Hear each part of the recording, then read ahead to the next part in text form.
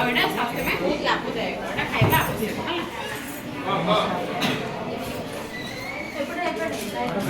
एटा अपनी साइड पर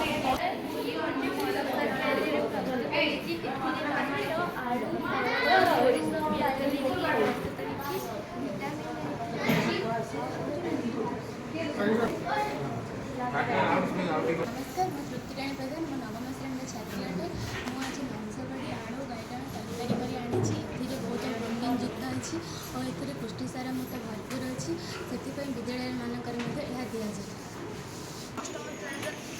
अष्टम श्रेणी छात्री मो नाम सिंधु नायक मु प्रस्तुत कर सब प्रकार विटामिन थाए फास्ट फूड बदल आम सालाड खाइले आम शरीर युक्त कर। नमस्कार मांडिया मिले जातीय खाद्य खाईपर आम याद्वारा आम रक्त वृद्धि होता है आम सरकार आह्वान देते आयरन परिमाण अधिक थाए सरकार कहते कि आहरी प्रोत्साहन देवाई। नमस्कार मो ना हूँ अन्वेषा नायक मु चतुर्थ श्रेणी छात्री रुटी